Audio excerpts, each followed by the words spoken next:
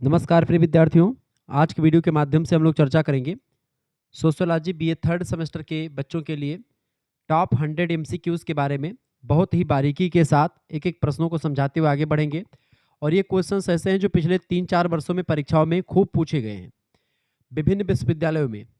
खास करके दीनदयाल उपाध्याय गोरखपुर विश्वविद्यालय का पेपर ऑब्जेक्टिव होता है, उसमें पूछे गए सारे प्रश्न। इसके अलावा आप देखेंगे कि महाराजा सुहेलदेव आजमगढ़ विश्वविद्यालय, राजा महेंद्र प्रताप सिंह स्टेट यूनिवर्सिटी, मासा कुंभरी सहारनपुर विश्वविद्यालय, डॉक्टर भीमराव अम्बेडकर आगरा विश्वविद्यालय, इन सभी की परीक्षाएं ऑब्जेक्टिव होती हैं। तो उन सभी में पेपर में प्रश्न बहुत ज़्यादा मात्रा में पूछे गए हैं। तो उन्हीं प्रश्नों को मैं जो क्वेश्चंस पेपर में आए हुए हैं और मैंने आपको दिखाया कि भी पेपर में मेरे पास होते हैं, उनके द्वारा मैं प्रश्नों को बनाता हूं। तो ये सब क्वेश्चंस परीक्षा में बहुत पूछे गए हैं और रिपीटेड क्वेश्चंस हैं, 2026-27 की परीक्षा में पूछे जा सकते हैं। बीए थर्ड सेमेस्टर सोशियोलॉजी वैसे सभी यूनिवर्सिटीज़ के लिए इंपॉर्टेंट होगा, लेकिन जो विश्वविद्यालय ऑब्जेक्टिव परीक्षा करवाते हैं उनके लिए बहुत ही महत्वपूर्ण है। पहला प्रश्न, सोशियोलॉजी एंड फिलोसॉफी पुस्तक किसने लिखी है? सोशियोलॉजी एंड फिलोसॉफी नाम की पुस्तक को किसने लिखा है? फटाफट से आप लोग बताने का प्रयास करेंगे। ये पुस्तक किसने लिखी है? बहुत ही जबरदस्त पुस्तक है और ये पुस्तक जो है ऑप्शन ए है चार्ल्स कूले, ऑप्शन बी दिया है मैकाइबर पेज और ऑप्शन सी दिया है जॉनसन और ऑप्शन डी में कोई नहीं दिया है। करेक्ट आंसर क्या हो जाएगा? फटाफट से आप बताने का प्रयास करेंगे। इसका राइट आंसर क्या होगा? कौन बच्चा बताएगा? सोशियोलॉजी एंड फिलोसॉफी पुस्तक के लेखक कौन है? Option A Charles Cooley, option B MacIver Page, option C Johnson या ऑप्शन डी उपरोक्त में से कोई नहीं। करेक्ट आंसर क्या होगा? सोशियोलॉजी एंड फिलोसॉफी पुस्तक के लेखक कौन है बेटा? बिल्कुल करेक्ट आंसर हो जाएगा। सोशियोलॉजी एंड फिलोसॉफी पुस्तक को किसने लिखा है? सभी लोग बताने का प्रयास करेंगे। तो बेटा इस पुस्तक को लिखा है उपरोक्त में से किसी ने नहीं, यानी कि इमाइल दुर्खीम की पुस्तक है सोशियोलॉजी एंड फिलोसॉफी। ठीक है, समाज शास्त्र और दर्शन शास्त्र नाम से पुस्तक इमाइल दुर्खीम ने लिखा है। इमाइल दुर्खीम ने लिखा है, ये बात आप ध्यान रखेंगे। Okay, the study of sociology पुस्तक किसने लिखी है? आपसे ही पूछा सकता है द स्टडी ऑफ सोशियोलॉजी, तो हर्बर्ट स्पेंसर की पुस्तक है। दास कैपिटल पुस्तक पूछता तो किसकी पुस्तक है बेटा? वो है कार्ल मार्क्स की पुस्तक। ये सब आप ध्यान रखेंगे, परीक्षा में प्रश्न आता रहता है। आगे बढ़ते और भी चीज़ों को गलत और आगे देखते हैं और भी प्रश्नों को जानने का प्रयास करते हैं। चलिए अगला क्वेश्चन आ चुका, किसने कहा कि अभी तक के सभी समाजों का इतिहास वर्ग संघर्ष का इतिहास रहा है? That is most important questions. ये प्रश्न आपका परीक्षा में हमेशा पूछा जाने वाला प्रश्न है। तो इसका जो है अभी तक के सभी समाजों का वर्ग, अभी तक का जो सभी समाज रहा है वो वर्ग संघर्ष का इतिहास रहा है। ये कार्ल मार्क्स ने कहा है। कार्ल मार्क्स वह व्यक्ति हैं जो कि वैज्ञानिक समाजवाद के जनक कहे जाते हैं। साथ ही साथ में अतिरिक्त मूल्य का सिद्धांत भी कार्ल मार्क्स ने ही दिया। इसके साथ ही साथ कार्ल मार्क्स ने कम्युनिस्ट मैनिफेस्टो नाम का एक लेख लिखा जो 1848 में प्रकाशित भी हुआ। इसके अलावा आप देखेंगे कार्ल मार्क्स ही वह विद्वान है जिन्होंने वर्ग संघर्ष की विचारधारा दी। कार्ल मार्क्स ही वह व्यक्ति है जिसने दास कैपिटल नाम की पुस्तक लिखी। कार्ल मार्क्स ही वह व्यक्ति है जिसने, आप देखेंगे कि कार्ल मार्क्स ने क्या किया, और भी क्या कुछ किया था कार्ल मार्क्स ने, ध्यान मुझे नहीं आ रहा। कार्ल मार्क्स ही जो है ये कहता है कि धर्म जनता के लिए अफीम है। कौन कहता है? कार्ल मार्क्स कहता है। ठीक है,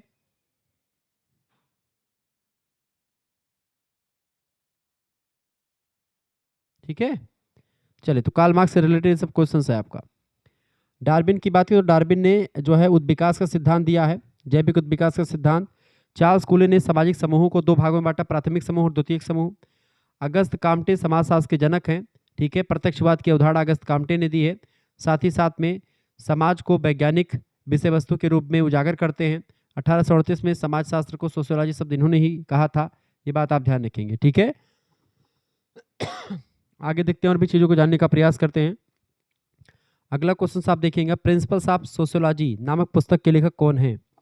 प्रिंसिपल्स ऑफ सोशियोलॉजी पुस्तक के लेखक कौन है? फटाफट से आप बताने का प्रयास करेंगे, सभी लोग बताइएगा। तो प्रिंसिपल्स ऑफ सोशियोलॉजी बहुत ही फेमस पुस्तक है। प्रिंसिपल्स ऑफ सोशियोलॉजी इसको लिखा है हर्बर्ट स्पेंसर साहब ने। ऑप्शन नंबर इसका ए करेक्ट आंसर होगा। हर्बर्ट स्पेंसर वह व्यक्ति हैं जो कहते हैं कि समाज जो होता है वो सावियों की भांति होता है, यानी कि एक मुर्दे की भांति, एक शरीर की भांति होता है। जिस तरीके से मनुष्य का शरीर विभिन्न अंगों से मिलकर के बनता है, ऐसे ही ये भी बनता है, समाज बनता है। चार्ल्स डार्विन डार्विन के विचारों से प्रभावित थे हर्बर्ट स्पेंसर। उन्होंने जैविक विकास का सिद्धांत दिया। तो हर्बर्ट स्पेंसर कहीं कहीं की जब ये जैविक विकास की बात करें तो हम क्या करबे, तो हर्बर्ट स्पेंसर साहब ने क्या कर दिया? सामाजिक विकास की बात कर दी। ये बात ध्यान रखेंगे। अकबर ने क्या किया, सांस्कृतिक विलंबना की अवधारणा दी है। अगला क्वेश्चन आ चुका है, अगस्त काम्टे का त्रिस्तरीय नियम सामाजिक परिवर्तन के किस सिद्धांत का उदाहरण है। त्रिस्तरीय नियम में इनका 3 स्तर का जो नियम है समाजशास्त्र में, अगस्त काम्टे का त्रिस्तरीय नियम सामाजिक परिवर्तन के किस सिद्धांत का उदाहरण रहा है। तो त्रिस्तरीय नियम इनका जो रहा है बेटा, वो रेखीय सिद्धांत का उदाहरण रहा है। किस तरीके से विकास होता है समाज का। पहली अवस्था होती है थियोलॉजिकल अवस्था, जब लोग प्राकृतिक घटनाओं को दैवीय शक्तियों को जोड़ जोड़ करके देखते थे, उसको बोलते हैं थियोलॉजिकल अवस्था। दूसरी अवस्था आती है समाजशास्त्र की, वो आती है मेटाफिजिकल अवस्था। मेटाफिजिकल अवस्था वह अवस्था होती है बेटा जब लोग अमूर्त शक्तियों या तत्वों के माध्यम से संसार को समझने लगते हैं। और तीसरी अवस्था आती है, वो है समाज की वैज्ञानिक अवस्था, जब लोग अनुभव करते हैं, अवलोकन करते हैं, विज्ञान के आधार पर समाज को समझते हैं। प्रत्यक्षवाद की अवधारणा यहीं पर फॉलो होती है अगस्त काम्टे की, कि भाई कोई चीज़ देख लो, जब तक उसको सही तरीके से पुष्टि न कर लो तब तक उसके बारे में ना बताओ। ठीक है, ये बात आप ध्यान रखेंगे। तो अगस्त काम्टे का त्रिस्तरीय का सिद्धांत ये है, या 3 अवस्थाओं का सिद्धांत भी इसी को कहते हैं। अगला प्रश्न, किसने पुस्तक the economic and philosophical manuscript लिखी। The economic and philosophical manuscript, इस पुस्तक को किसने लिखा है, बड़ी फेमस पुस्तक है। इसको लिखा किसने, फटाफट से आप बताएंगे।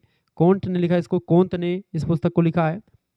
अगला क्वेश्चन है, निम्नलिखित में से किसने सामाजिक परिवर्तन के सिद्धांत में उत्पादन शक्ति, उत्पादन प्रणाली और उत्पादन संबंध, इन तीनों शब्दावलियों का प्रयोग किया है। तो किस समाजशास्त्री ने किया है, उनका नाम है कार्ल मार्क्स। ठीक है, कार्ल मार्क्स ही वह व्यक्ति है जिन्होंने उत्पादन शक्ति, उत्पादन प्रणाली और उत्पादन संबंध के बारे में बात की। समाज 2 वर्गों में बंट जाता है, कार्ल मार्क्स कहते हैं, एक सर्वहारा वर्ग और एक पूंजीपति वर्ग। ठीक है, एक मजदूर वर्ग, एक मालिक वर्ग। अगला प्रश्न, आर्थिक निर्धारणवाद की अवधारणा किसने दी है। आर्थिक निर्धारणवाद की अवधारणा भी कार्ल मार्क्स के द्वारा ही दी गई। ऑप्शन नंबर इसका बी करेक्ट आंसर होगा। अगला क्वेश्चन आप देखेंगे, यह किसका मत है कि प्रोटेस्टेंट धर्म की आर्थिक आचार संहिता एवं पूंजीवाद का भाव साथ साथ चलते हैं। किसने कहा था कि प्रोटेस्टेंट धर्म की आर्थिक आचार संहिता एवं पूंजीवाद का भाव साथ साथ चलते हैं। मैक्स वेबर ने कहा था। मैक्स वेबर वह व्यक्ति जिन्होंने सत्ता की अवधारणा दी है, करिश्माई सत्ता, ठीक है, प्राचीन सत्ता या परंपरा सत्ता, मतलब परंपरागत सत्ता, सत्ता के कई प्रकार बताए हैं। अगला क्वेश्चन है, आगबर्न के अनुसार भौतिक और अभौतिक संस्कृति के बीच पैदा होने वाला असंतुलन क्या कहलाता है। मैंने आपको बताया था कि सांस्कृतिक विलंबना की अवधारणा, या अंग्रेजी में इसी को कल्चरल लैग कहा जाता है। कल्चरल लैग की का कॉन्सेप्ट जो है अकबर ने दिया, या सांस्कृतिक विलंबना की अवधारणा। करेक्ट आंसर क्या हो जाएगा, सांस्कृतिक विलंबना। एक संस्कृति आगे बढ़ जाती है भौतिक संस्कृति, और अभौतिक संस्कृति पीछे रह जाती है।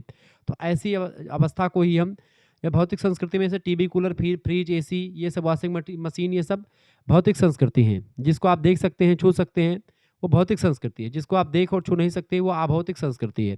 तो अभौतिक संस्कृति से विचार, नियम, कायदा, रीति रिवाज, परंपराएं, तो परंपराएं नहीं बदलती हैं, लेकिन समाज में जो उपयोग करने वाले उपकरण हैं वो जल्दी बदल जाते हैं। ठीक है, तो जो भौतिक संस्कृति है उसका विकास जल्दी हो रहा है, और अभौतिक संस्कृति का विकास धीमे गति से हो रहा है।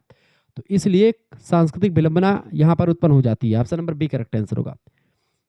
अगला प्रश्न, किस विद्वान ने सांस्कृतिक विलंबना का सिद्धांत प्रस्तुत किया है। तो वही फिर से प्रश्न घुमा करके पूछ लिया गया है। अकबर ने प्रस्तुत किया है। 2022, 23, 24 सभी में प्रश्न, 25 सारे में ये सब क्वेश्चन पूछे गए हैं। मुझे बार बार बताने की जरूरत नहीं, इसीलिए मैंने पहले बता दिया, और एक शॉर्ट में वीडियो मैंने आपको बना करके बता दिया है कि हाँ, पेपर आप देख लीजिए किस तरीके से मैं पेपर से आप लोग विश्वास मान करके पढ़े, और यही सब क्वेश्चन परीक्षा में आपको देखने को मिलेंगे। अगला क्वेश्चन आपकी स्क्रीन पर आ चुका है, एशियन ड्रामा पुस्तक के लेखक कौन है। बड़ी फेमस पुस्तक है एशियन ड्रामा। ये हमेशा प्रश्न आया 2022, 23, 24, 25 सब में पूछा गया है। एशियन ड्रामा पुस्तक को लेखक गुरनार मिर्डल ने। ऑप्शन नंबर इसका बी करेक्ट आंसर होगा। जिन बच्चों ने बी लगाए थे उनका बिल्कुल राइट आंसर है।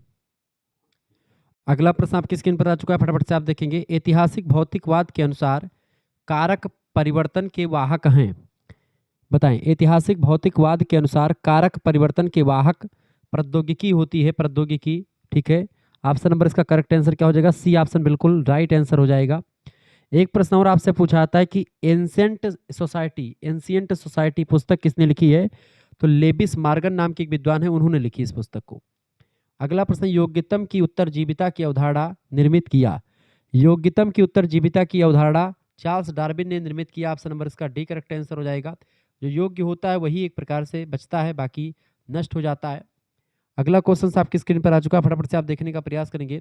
बहुत ही ज़बरदस्त लेक्चर आपकी स्क्रीन पर आ चुका है। सभी लोग प्लीज़ वीडियो को लाइक कर दीजिएगा, चैनल पर अगर नए हैं तो सब्सक्राइब कर दीजिएगा, क्योंकि इसी प्रकार से इन्फॉर्मेटिव वीडियो मैं लगातार आपके लिए लाता रहता हूँ। प्रगति वह परिवर्तन है जो वृद्धि करता है, मानव कल्याण का या आविष्कार का, वर्ग संघर्ष का, अर्थ ये तीनों गलत हो जाएंगे। प्रगति वह परिवर्तन है जो मानव कल्याण का वृद्धि करता है, ऑप्शन नंबर इसका ए करेक्ट आंसर हो जाएगा। और प्रगति के माध्यम से क्या होता है बेटा? प्रगति के माध्यम से आपका विकास होता है, ठीक है। प्रगति के माध्यम से ही क्या होता है? आपका विकास होता है, ठीक है। आगे देखिए, अगला क्वेश्चन आ चुका, प्रिमिटिव कल्चर। प्रिमिटिव कल्चर पुस्तक किसने लिखी है? प्रिमिटिव कल्चर पुस्तक को लिखा है टाइलर महोदय ने, सी ऑप्शन करेक्ट आंसर होगा। That is most important questions. Next questions, निम्नलिखित में से कौन सुमेलित नहीं है, यानी संस्कृति इनमें सुमेलित नहीं। देखिए, सांस्कृतिक विलंबना यानी कल्चरल लैग की अवधारणा, जाहिर सी बात है, एक संस्कृति आगे रह जाती है, एक पीछे रह जाती है। आगबर्न ने इस अवधारणा को प्रस्तुत किया है, ये बिल्कुल सही लिखा है। अभिजात वर्ग का परिभ्रमण का सिद्धांत विल्फ्रेडो पेरेटो ने दिया है, बिल्कुल सही लिखा हुआ है। तो आपसे यहाँ पर 4-5 क्वेश्चन तैयार होंगे। अभिजात वर्ग का परिभ्रमण का सिद्धांत किसने दिया? विल्फ्रेडो पेरेटो ने दिया। सांस्कृतिक विलंबना की अवधारणा किसने दी है? आगबर्न ने दी है। बिल्कुल दोनों बातें बिल्कुल सही, दोनों प्रश्न आपका तैयार परीक्षा में। उद्विकास का सिद्धांत किसने दिया? केवल उद्विकास पूछा जाएगा तो यहाँ पर मार्गन नहीं, गलत हो जाएगा। केवल उद्विकास का सिद्धांत किसने दिया बेटा? उद्विकास का सिद्धांत दिया हर्बर्ट स्पेंसर ने।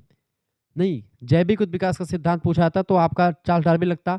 केवल उद्विकास का सिद्धांत पूछे तब भी डार्विन ही लगेगा। लेकिन यहाँ पर अगर आपसे पूछा जाता कि जो है क्या नाम है, सामाजिक उद्विकास का सिद्धांत किसने दिया, तब आप हर्बर्ट स्पेंसर लगाते। तो यानी कि ही मार्गन वाला गलत है। रेखीय परिवर्तन पीटरिम सोरोकिन की अवधारणा है, बिल्कुल रेखीय परिवर्तन। तो ऑप्शन नंबर इसका सी वाला जो है वही गलत दिया है, बाकी सारे सही दिए गए हैं, ठीक है। आगे बढ़ते हैं, अगला क्वेश्चन आपकी स्क्रीन पर आ चुका, फटाफट से आप देखने का प्रयास करेंगे। निम्नलिखित में से कौन सा कथन असत्य है? परिवर्तन प्रकृति का नियम है, बिल्कुल सही कथन है, परिवर्तन प्रकृति का नियम है। प्रगति ऐच्छिक परिवर्तन होता है, यानी इच्छा के साथ, बिल्कुल प्रोग्रेस जब हम करते हैं अपनी एक प्लान के साथ, एक इच्छा बना करके करते हैं। प्रत्येक परिवर्तन प्रगति है, बिल्कुल भी नहीं होता।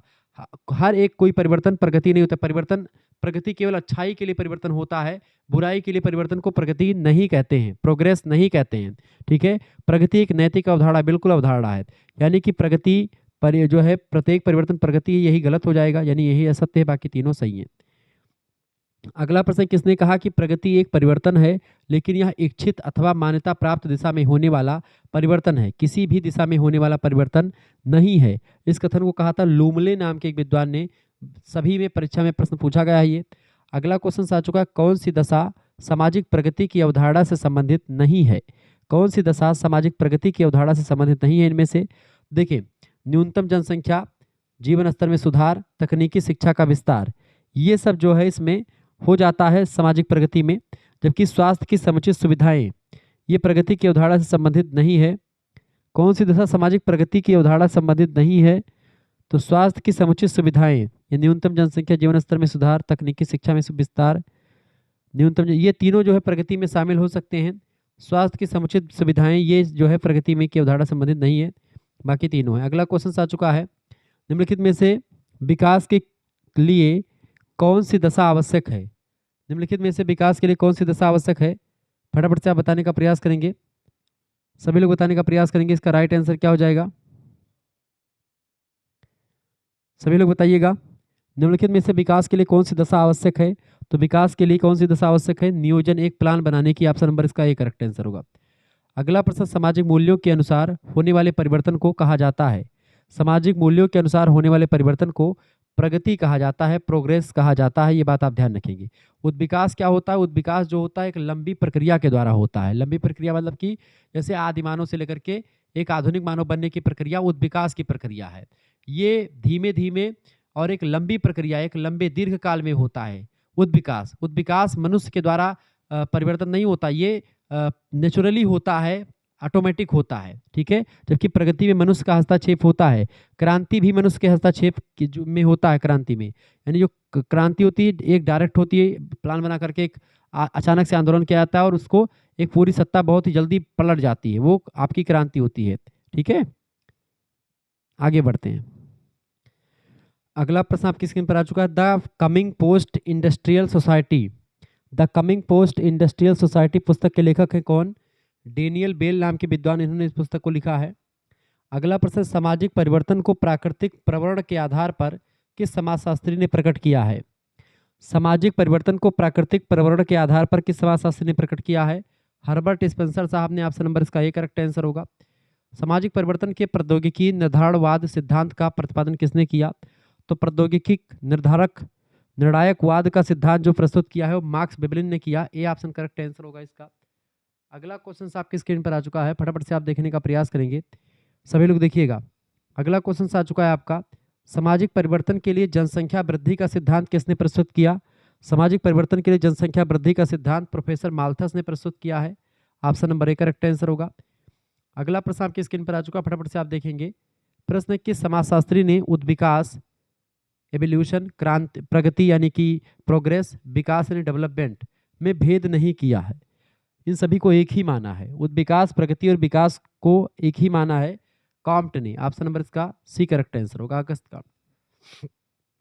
सामाजिक परिवर्तन की प्रक्रियाओं से संबंधित कला का उद्विकास का प्रतिपादन किसने किया? सामाजिक परिवर्तन की प्रक्रियाओं से संबंधित कला का उद्विकास का प्रतिपादन किया है हट्टन ने। ऑप्शन नंबर इसका सी मतलब ए करेक्ट आंसर हो जाएगा, हट्टन इसका राइट आंसर हो जाएगा। ठीक है, आगे बढ़ते हुए भी चीज़ों को जानने का प्रयास करते हैं। फटाफट से वीडियो को लाइक कर दीजिएगा। चैनल पर अगर नए आए हैं तो प्लीज़ चैनल को सब्सक्राइब कर दीजिएगा, क्योंकि इसी प्रकार से इन्फॉर्मेटिव वीडियो मैं लगातार आपके लिए लाता रहता हूँ। सभी दोस्तों से निवेदन है, वीडियो को शेयर और लाइक जरूर करें, क्योंकि इसी प्रकार से इन्फॉर्मेटिव वीडियो मैं लगातार आपके लिए लाता रहता हूँ और हमेशा लाता रहूँगा। ठीक है, तो परेशान होने की बिल्कुल आपको ज़रूरत नहीं है। सब कुछ आपको मिल रहा है एक ही स्थान पर, एक ही जगह। शुक्ला स्टडी पॉइंट एक ऐसा यूट्यूब चैनल है जहाँ पर आपको सब कुछ मिलता है मात्र और मात्र इतनी कम फीस में। ठीक है, आगे देखते हैं और भी चीज़ों को जानने का प्रयास करते हैं। एक बार वीडियो को शेयर कर दीजिएगा और लाइक जरूर करेंगे। अगला क्वेश्चन आ चुका है, मॉडर्नाइजेशन ऑफ इंडियन ट्रेडिशन, बड़ी फेमस पुस्तक है मॉडर्नाइजेशन ऑफ इंडियन ट्रेडिशन। इस पुस्तक को लिखा किसने बेटा? बताइए, इस पुस्तक को लिखा किसने है? बहुत ही बढ़िया प्रश्न है। मॉडर्नाइजेशन ऑफ इंडियन ट्रेडिशन पुस्तक को लिखा प्रोफेसर योगेंद्र सिंह ने। सी ऑप्शन करेक्ट आंसर होगा। अगला प्रश्न, social change in modern India, social change in modern India पुस्तक के लेखक कौन है? बताइए, सभी लोग बताने का प्रयास करेंगे, इसका राइट आंसर क्या हो जाएगा? Social change in modern India, इस पुस्तक को किसने लिखा है? इस पुस्तक को लिखा है एम.एन. श्रीनिवास ने। Option number B correct answer का। भारतीय समाजशास्त्री हैं सभी। आधुनिकीकरण से भिन्न पश्चिमीकरण शब्द नैतिक दृष्टि से तटस्थ है, यह किसका कथन है? आधुनिकीकरण से भिन्न पश्चिमीकरण शब्द नैतिक दृष्टि से तटस्थ होगा, ये बात भी एम.एन. श्रीनिवास ने ही कही थी। Option number A correct answer होगा। संस्कृतिकरण एक गहन और बहुपक्षीय प्रक्रिया है, यह कथन किसका है? यह कथन राघवन का है। ऑप्शन नंबर इसका सी करेक्ट आंसर हो जाएगा। संस्कृतिकरण की अवधारणा किसने दी है? तो आप बताएंगे एम.एन. श्रीनिवास ने संस्कृतिकरण की अवधारणा, पश्चिमीकरण की अवधारणा, आधुनिकीकरण की अवधारणा किसने दी है? एम.एन. श्रीनिवास साहब ने। ठीक है, इसके अलावा प्रभु जात की अवधारणा किसने दी है? एम.एन. श्रीनिवास ने दी है। ठीक है, अगला प्रश्न, लौकिकीकरण से अभिप्राय विभेदीकरण की प्रक्रिया से है, यह कथन किसका है? लौकिकीकरण से अभिप्राय विभेदीकरण की प्रक्रिया से है, यह कथन भी एम.एन. श्रीनिवास का है। ऑप्शन नंबर इसका ए करेक्ट आंसर होगा। अगला प्रश्न, समाज के प्रकारों में होने वाला परिवर्तन कहलाता है, समाज के प्रकारों में होने वाले परिवर्तन को सामाजिक परिवर्तन कहते हैं। बी ऑप्शन करेक्ट आंसर होगा। सोशल डेवलपमेंट पुस्तक के लेखक कौन है? सोशल डेवलपमेंट पुस्तक को लिखा है हाब हाउस ने। ठीक है, क्लियर, ये बात आप ध्यान रखेंगे। आगे बढ़ते हुए चीज़ों को जानने का प्रयास करते हैं। चलें, अगला क्वेश्चन आ चुका, संस्कृतिकरण का क्या तात्पर्य है? संस्कृतिकरण का क्या तात्पर्य है? फटाफट से आप बताएंगे। संस्कृतिकरण से क्या तात्पर्य है?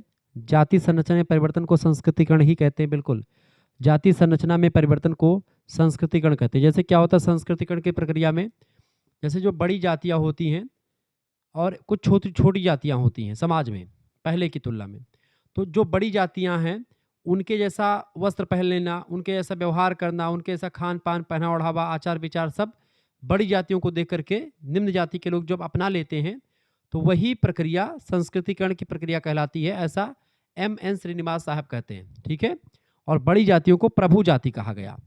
तो प्रभु जाति की अवधारणा भी एम.एन. श्रीनिवास की है, संस्कृतिकरण की अवधारणा भी एम.एन. श्रीनिवास की है, ये बात आप ध्यान रखेंगे। क्लियर, तो इसका करेक्ट आंसर लग जाए जाति व्यवस्था में संरचना। आगे देखते हैं और भी चीज़ों को जानने का प्रयास करते हैं। एक बार फटाफट से वीडियो को शेयर कर दीजिएगा। अगला क्वेश्चन आ चुका, किसने संस्कृति को भौतिक और अभौतिक संस्कृति में वर्गीकृत किया है? तो भौतिक और अभौतिक संस्कृति में संस्कृति को बांटा किसने है? आकबर्न महोदय ने, चूंकि इन्होंने ही भौतिक और अभौतिक संस्कृति में विभेद किया, अंतर बांटा और सांस्कृतिक विलंबना की अवधारणा भी दी। प्रश्न दोनों परीक्षा में पूछे जाते हैं। अगला प्रश्न, किसने अपनी पुस्तक सोशल एंड कल्चरल डायनामिक्स, ये पुस्तक बड़ी फेमस है, परीक्षा में पूछी जाती है, तो सोशल एंड कल्चरल डायनामिक्स पुस्तक के लेखक कौन है? पहले तो बताएं। तो इस पुस्तक के लेखक कौन है बेटा?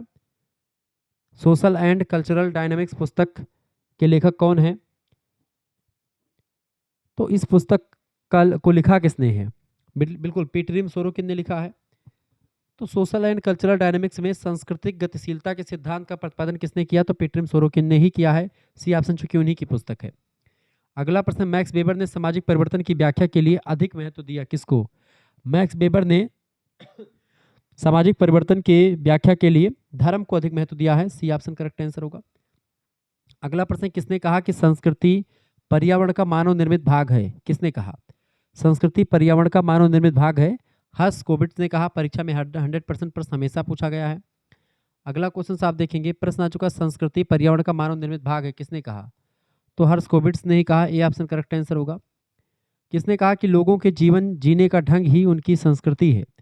लोगों का जीवन जीने का ढंग, लोगों के जीवन जीने का ढंग ही उनकी संस्कृति है, मजूमदार और मदान ने कहा। सी ऑप्शन राइट आंसर होगा। अगला प्रश्न, निम्नलिखित में से कौन सा एक पीटरिम सोरोकिन के द्वारा प्रस्तुत संस्कृति का स्वरूप नहीं है? पीटरिम सोरोकिन द्वारा प्रस्तुत संस्कृति का स्वरूप कौन सा नहीं है? तो अवास्तविक नहीं, बाकी विचारात्मक संस्कृति, ठीक है, चेतनात्मक संस्कृति और आदर्शात्मक संस्कृति की बात करते हैं। अगला प्रश्न, सामाजिक परिवर्तन के विकास या किस प्रतिमान में इतिहास स्वयं को दोहराता है? सामाजिक परिवर्तन के किस प्रतिमान में इतिहास स्वयं को दोहराता है? तरंगीय परिवर्तन में या रेखीय परिवर्तन में? तरंगीय रेखीय दोनों में नहीं। किसमें दिखाता है इतिहास स्वयं को दोहराता है? वो दोहराता है चक्रीय परिवर्तन में। किसमें दोहराता है बेटा? चक्रीय में। इनमें ऊपर में से किसी में नहीं। चक्रीय परिवर्तन जो होता है, जैसे मान लेते हैं आज अभी ठंडी आ रही है, ठंडी के बाद में फिर गर्मी आएगी, गर्मी के बाद में फिर बरसात आएगी, फिर बरसात के बाद में फिर ठंडी आएगी, फिर गर्मी, फिर बरसात, इस तरीके से अपने आप को एक साइकिल में चलता रहेगा, दोहराता रहेगा इतिहास। किसने कहा कि संस्कृति सावयव की तरह है और विश्व इतिहास उसकी सामूहिक जीवनी है? इस बात को कहा था किसने? संस्कृति सावयव की तरह है और विश्व इतिहास उसकी सामूहिक जीवनी है, इसको कहा था उपरोक्त में से किसी ने नहीं। हो सकता है समाज, मतलब समाज को या संस्कृति को सावयव की बात कहा है किसने? Herbert Spencer. तो हर्बर्ट स्पेंसर का करेक्ट आंसर हो सकता है। आकबर्न का भौतिक संस्कृति ही पीटरिम सोरोकिन की क्या है? आकबर्न का भौतिक संस्कृति ही पीटरिम सोरोकिन की इंद्रिय परक संस्कृति कही जाती है। C option. किसने अभिजात वर्ग के परिभ्रमण का सिद्धांत दिया है? तो विल्फ्रेडो पेरेटो ने दिया। परीक्षा में प्रश्न हमेशा पूछा गया है, बात आप ध्यान रखेंगे। अगला क्वेश्चन आ चुका है, निम्नलिखित में से कौन एक सुमेलित है इनमें से? देखिए, मैं एंड मुझे, आई एंड मी की अवधारणा किसने दी है? सिगमंड फ्रायड ने दी है। बिल्कुल गलत बात है, चार्ल्स मीड की अवधारणा है ये, तो ये गलत हो गया।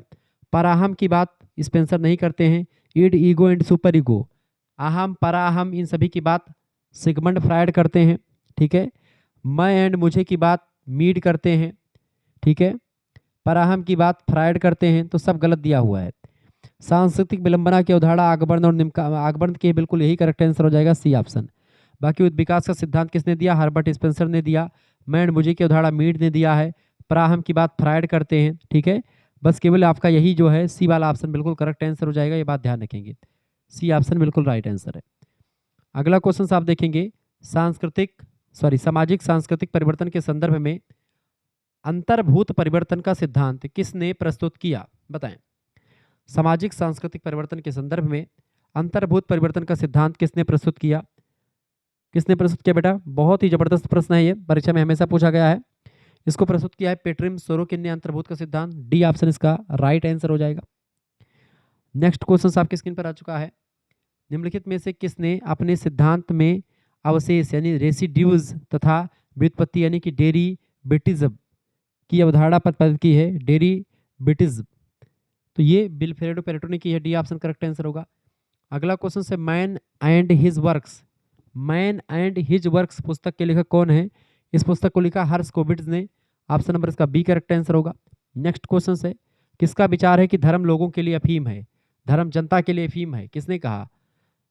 कार्ल मार्क्स ने कहा। वर्ग संघर्ष की विचारधारा कार्ल मार्क्स ने दी।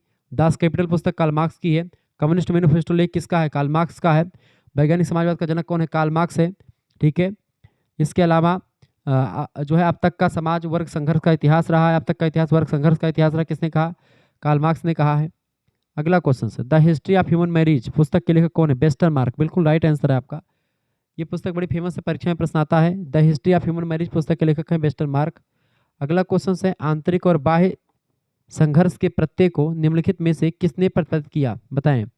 आंतरिक और बाह्य संघर्ष के प्रत्यय को निम्नलिखित में से किसने प्रतिपादित किया? लुईस कोजर ने किया है, option number A correct answer होगा। अगला प्रश्न, पॉजिटिव फिलोसॉफी पुस्तक, पॉजिटिव फिलोसॉफी, पॉजिटिव पॉलिटी, इन सभी पुस्तक को लिखा किसने लिखा? अगस्त काम्टे ने, ऑप्शन नंबर इसका डी करेक्ट आंसर हो जाएगा, ये बात ध्यान रखेंगे। ठीक है, अगला क्वेश्चन है, man in the primitive world, man in the primitive world, इस पुस्तक को किसने लिखा है? इस पुस्तक को लिखा हॉवेल ने, ऑप्शन नंबर इसका ए राइट आंसर होगा। अगला क्वेश्चन आप देखेंगे, the presentation of self in everyday life पुस्तक के लेखक कौन है? The presentation of self in everyday life पुस्तक को लिखा गॉफमैन नाम के विद्वान ने, बी ऑप्शन करेक्ट आंसर होगा। अगला क्वेश्चन है, I study of history, I study of history पुस्तक किसने लिखी है?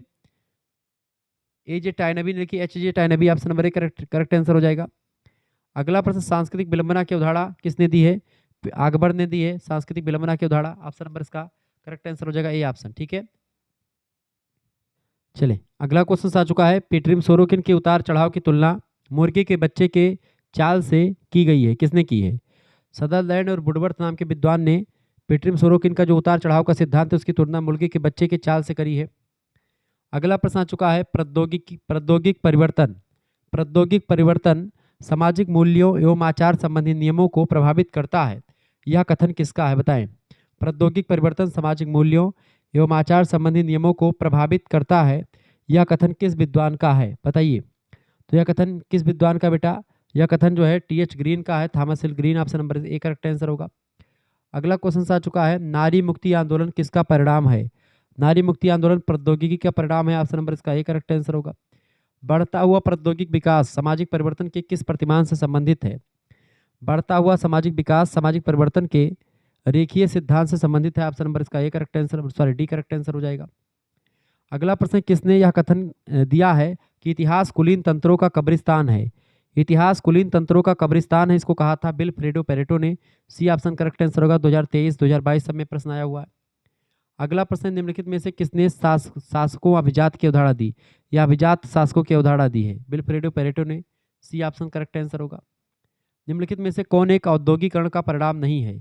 औद्योगिकरण की वजह से आप देखते हैं बड़े पैमाने पर उत्पादन होता है, एकाकी परिवारों का विघटन, ये आपका एकाकी परिवारों का विघटन नहीं, संयुक्त परिवारों का विघटन होता है। ठीक है, बेरोजगारी में वृद्धि, औद्योगिकरण का परिणाम क्या है? उद्योगों के आने से उद्योग तमाम सारे बने हैं, उससे आर्थिक अस्थिरता फैली है, आर्थिक अस्थिरता इसका परिणाम नहीं, बाकी सब परिणाम है।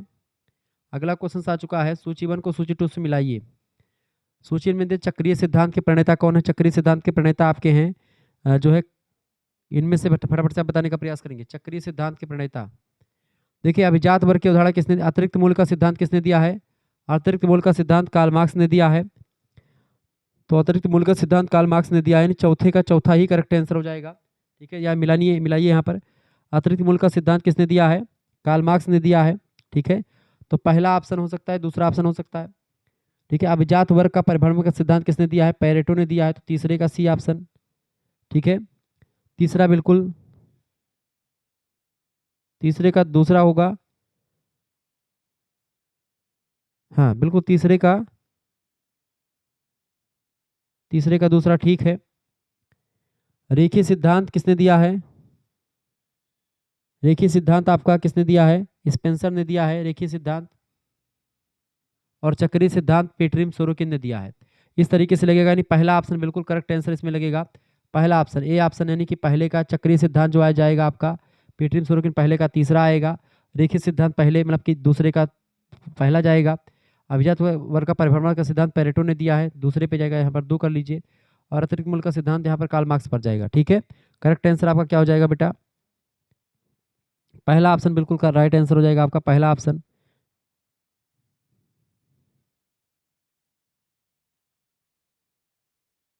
ठीक है, अगला क्वेश्चन आ चुका है, विलेज इंडिया नाम की पुस्तक के लेखक कौन है? विलेज इंडिया पुस्तक को इसने लिखा McKim Marriott. Option number C correct answer हो जाएगा।